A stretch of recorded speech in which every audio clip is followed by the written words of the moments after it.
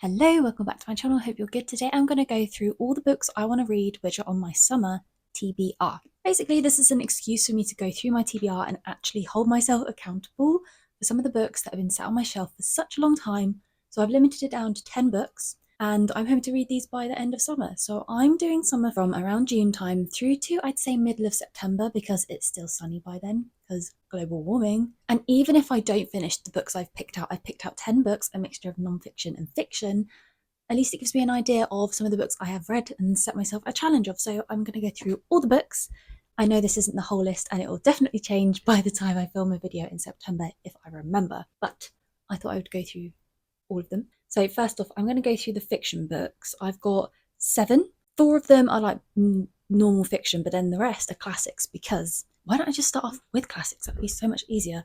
So for the past 3 years, I've said to myself, I want to read more classics, because one of the first classical books I read was one in college. It was Oscar Wilde, The Picture of Dorian Gray. That was a hoot, that book. I really enjoyed that. It was a bugger to pick apart for college studies, but I really enjoyed it and I still remember it till this day. But I read Pride and Prejudice at the start of my reading revamp a few years ago, and I haven't touched any more basically Jane Austen mostly books since then, or any other classical books. And I want to do more of that because I've been reaching for more of the modern fiction, modern classical books.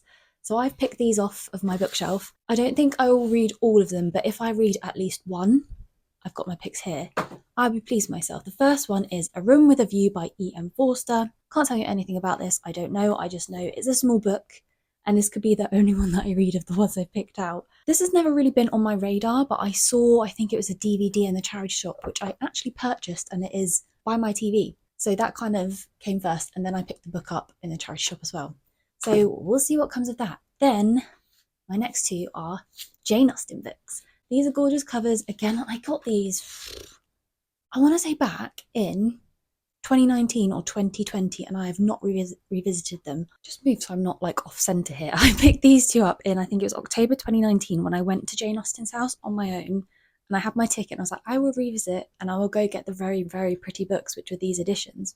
I did not. We know what happened in 2020, so I got them online on We Buy Books or whatever it is, World of Books, that one.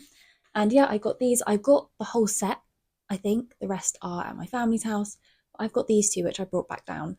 And yeah, I have Emma by Jane Austen and Sense and Sensibility. I've heard Emma is basically a hoot, kind of a bit ridiculous. And then, like I said, I read Pride and Prejudice a few years ago, and Sense and Sensibility I've heard is very similar.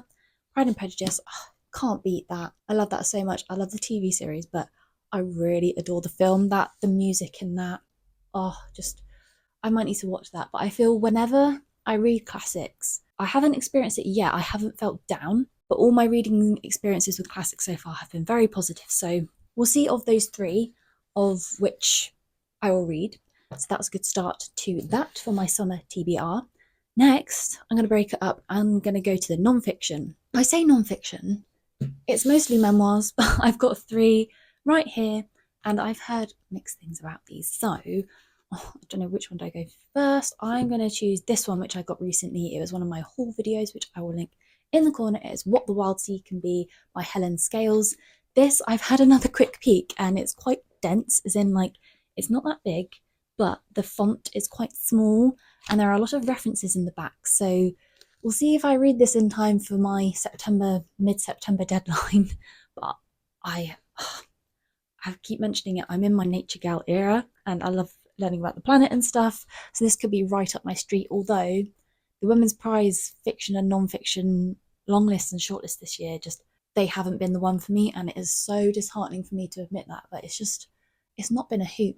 And I'm really stuck on if I'll do it next year, but that's for another time. So this is on my non-fiction list, and the other 2 I've picked out non-fiction are memoirs, which is why it's it's kind of non-fiction, but not in the more informative way. It's someone's life, and you can't really debate anything from that. So I got Sociopath. I haven't really heard anything about this, and I would not have picked this up any other time. I picked it up when I got All the Colours of the Dark, which will be in hopefully a future video that I will review that book, and it was on the buy one get one half price. I haven't yet got round to this, and I think, if I'm correct, was it the British Book Awards? It was shortlisted or won a prize or something. There'll be an image here of whatever it got shortlisted, nominated, won. I don't know. But I thought this was an interesting concept, and when I'm done, I can think of a few people I can pass this on to as well. And then finally, final memoir is Eat, Pray, Love. I got this at a local bookshop near my family's, super cute bookshop. And this, when I saw it, I was like, yes, I've heard good things about Elizabeth Gilbert. I read Big Magic, which was one of her other books she wrote. That was really inspiring, a really quick read, perfect for if you're in the creative space or if you're a budding writer. I just find it's very motivating, and someone who's creative talking about creativity, it's just like you can relate so much. But this is basically Elizabeth Gilbert's memoir, and it was turned into a film. So I've got the film copy, but it's only £2, so not too bad. That brings me to, so they're all my non-fiction books and the classic books, my final 4 fiction books. These next ones, some of these have had a little experience on my bookshelf. Some of them have been moved around, some have been taken off, only to be put back when I've seen like someone talk about it, rave about it, and be like, you must try this. They've been given a second chance of life on my bookshelf. And one of those is The Rabbit Hutch by Tess Gunty. I paused just because I can't remember how long ago I got this. I think it must be around at least the 2-year mark now. Maybe 18 months at a push, but I think I got it in like the depths of autumn 2022 or 23. It might have been 2023, so just over 18 months ago. And I got this alongside some Ishiguro books. It's weird, I can like remember where I was or what other books I got when I got other books. I buy a lot of books and I read a lot of books. And this one won the Women's Debut Fiction Prize. Oh, does it say on here what year? I don't know. It says in here, winner of the Waterstones Debut Fiction Prize 2022. So yeah, I've had this for quite a while and I don't know what it is. I have a very good feeling about this. I cannot explain how I know this or why. Like I was similar with All Falls by Miranda July for the women's fiction shortlist. I had a feeling I would not like that book. I did not like that book. This one, I have the opposite. So we'll see how it goes with that. But it's staying on my shelf, and hopefully by the end of this year, if not my summer TBR, I will have read this one. Oh boy. Next is one of those books I was talking about that's had a little experience on my bookshelf. It is Lily King's Writers and Lovers. Now this, I still don't know what to expect from this. When I've gone through like a bookshelf cull, this has always ended up in it, only for it to basically convince me and jump back onto one of my shelves. And yeah, it survived each trip. I think I got this in Canterbury. I've got a video on this, just one of my favourite cities in the UK, in the world. It's my uni stomping ground. I absolutely love it there. And I got this there with Claire Chambers' Small Pleasures book. That was an okay book. It kind of just went a bit off at the end. It was a very random end. But this I got at the same time, and I saw this everywhere. And I got this, I think, is it set? It looks like it's meant to be set in like, I don't know if you think this, in like 1930s, 40s Britain, but it's a modern romance story from what I understand. I hope I made the right choice keeping it on my shelf. I think my neighbours are cooking something. On to my last 2 books. I got this one when I went to Norwich in November last year. I absolutely love it in Norwich, in Norfolk. I've been I think for the last 2 years running now, like in the winter, and it's just like so cozy. I love all the shops there and the bookshops and the food stands. Oh, but going back to books, my partner, he was having a pint and I was like, I'm a bit bored, I want to go get a book. And I didn't have one on me, which is very unheard of. So I went and got Our Evenings by Alan Hollinghurst. I've seen a few reviews on this and I've had to skip them because I just want to experience this for myself without any clues of what to expect. But from what I understand, this follows 2 men, again, queer fiction, gay, romance, what I mentioned in my last video. Just seems to be a recurring theme and I enjoy that kind of genre.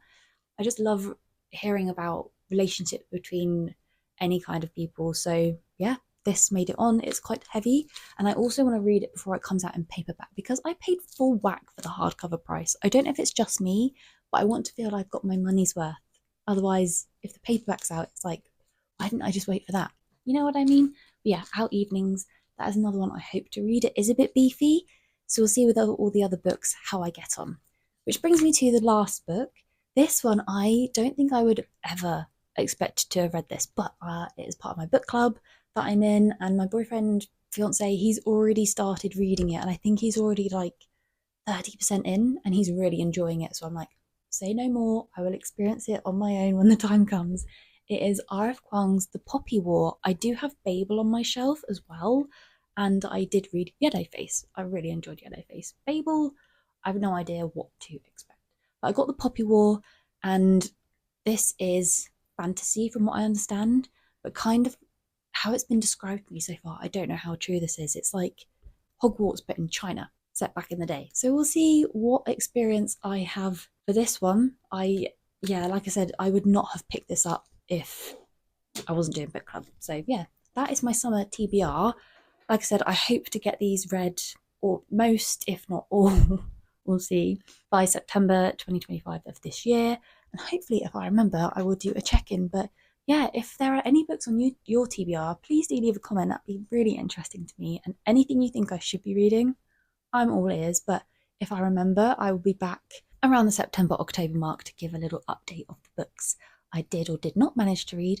And yeah, if you like this video, please give it a thumbs up, hit subscribe. It'd be great to have you here, and I will see you in my next video. Thank you. Bye.